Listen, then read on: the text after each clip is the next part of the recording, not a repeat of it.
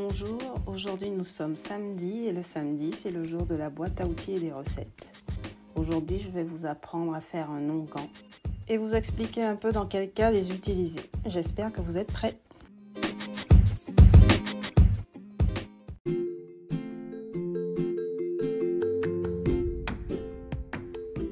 Je suis Sarah, votre herboriste, et je vous souhaite bienvenue dans votre rendez-vous bien-être naturel. Je suis là pour vous aider à cultiver votre vitalité et votre équilibre grâce à la puissance de la nature. Préparez-vous à découvrir comment les plantes médicinales peuvent transformer votre vie et à vous épanouir naturellement avec moi.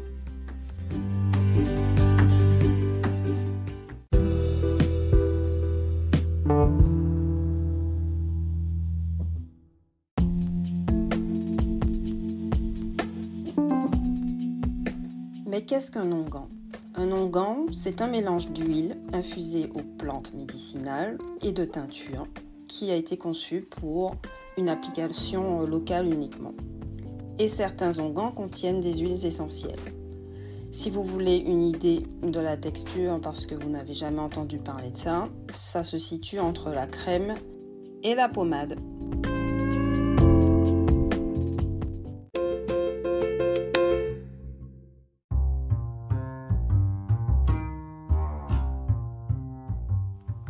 Pour la durée de conservation et de stockage, il vaut mieux stocker vos onguents dans des flacons avec des capuchons plats plutôt que dans des flacons avec des capuchons à compte-gouttes parce que l'huile peut dégrader le caoutchouc qui est exposé.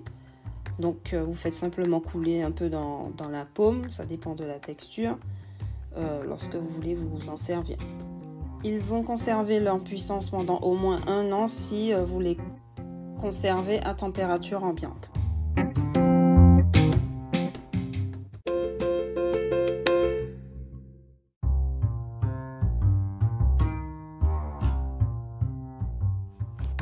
Qu'est-ce qu'il vous faut comme matériel pour faire un onguent? Un entonnoir, des flacons avec des capuchons, des étiquettes, des huiles et des beurres qui peuvent être utilisés tels quels ou infusés avec des plantes médicinales de votre choix.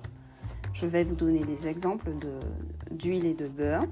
Vous avez de l'abricot, de l'amande douce, de l'argan, de l'avocat, de chanvre, de l'huile de coco, de l'argousier, de l'huile d'olive, de l'huile de ricin, de l'huile de sésame et de l'huile de tournesol. Vous avez des beurres de cacao, karité, cocoum et mangue par exemple. Concernant les émulsifiants, vous avez la cire d'abeille, la cire végétale émulsifiante, la glycérine et la lécithine. Vous pouvez utiliser des agents de conservation tels que des huiles essentielles, de la teinture, de la vitamine E ou du sulfate de potassium. Il y a aussi quelques ingrédients intéressants que vous pouvez ajouter qui ne sont pas obligatoires comme le camphre, les plantes en poudre, le soufre, la résine de sapin et le zinc.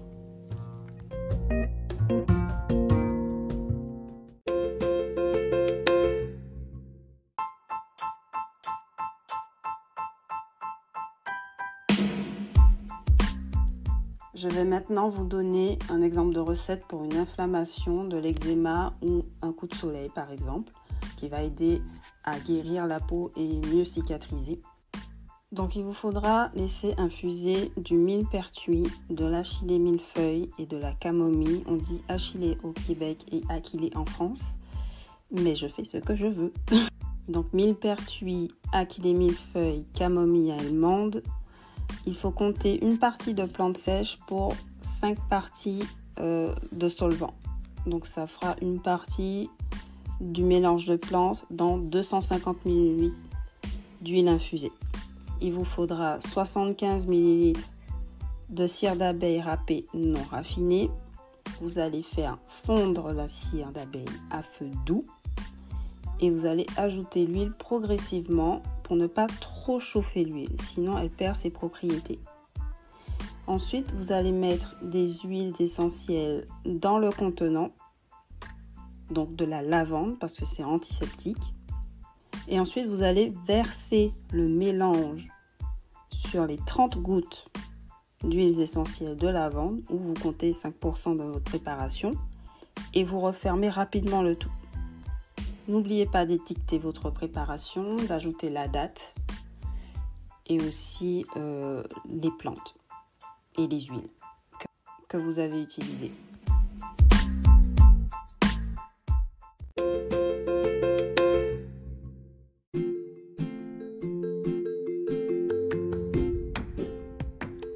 Quels sont les avantages à utiliser un onguent? Eh bien, si vous avez utilisé de la teinture, il y aura une double action. Ça veut dire que la teinture est rapidement absorbée et commence à agir tout de suite, tandis que l'huile, elle est absorbée plus lentement et libère ses propriétés dans le temps. Et ensuite, c'est un moyen sûr de se servir des huiles essentielles parce que les huiles essentielles se dispersent bien dans un onguent, ce qui en fait un moyen sûr pour travailler avec elle en application locale. Les inconvénients, c'est que même s'il ne pose pas autant de problèmes qu'une simple huile infusée, l'onguent a tendance à fuir un peu du flacon. Donc si vous l'emportez en voyage, enfermez bien le flacon dans un sac en plastique refermable. Mettez du scotch, c'est tout. Il n'y a aucun autre inconvénient.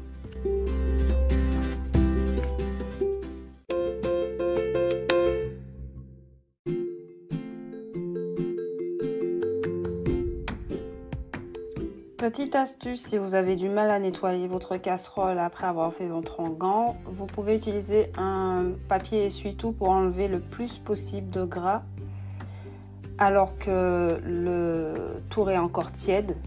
Ensuite, vous versez un peu de savon liquide vaisselle sans eau et vous frottez pour émulsifier ce qui reste. Vous rincez et le tour est joué. Attention, si vous faites infuser les plantes dans les beurres, il faut le faire au four à moins de 60 degrés pendant 12 heures ou alors à feu doux pendant 12 heures. Et n'oubliez pas que plus vous allez mettre de la cire dans votre onguent, plus l'onguent sera perméable. C'est un avantage seulement dans les cas où vous appliquez une grosse couche pour protéger aussi votre blessure des éléments extérieurs. Mais ce n'est pas très intéressant puisque vous ne pouvez pas la faire pénétrer plus que ça si vous avez très mal. Comme je le disais au début, utilisez plutôt un spray.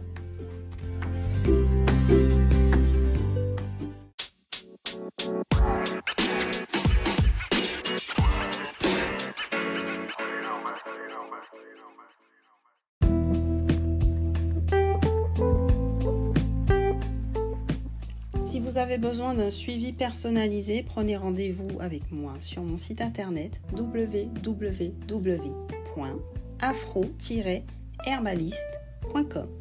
Si vous avez des doutes ou des questions sur le post du jour, laissez-moi un message vocal, j'y répondrai toujours.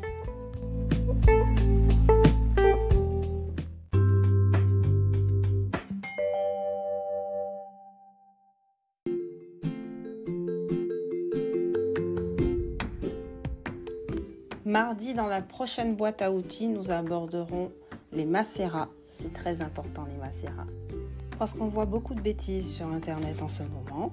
Et nous nous retrouverons jeudi et nous parlerons de plantes vulnéraires pour guérir tous nos bobos du quotidien. D'ici là, restez connectés pour connaître les plantes qui vont vous aider dans les domaines tels que la fertilité, la libido, etc. Et l'important, n'oubliez pas, c'est d'écouter son corps. Au TEP.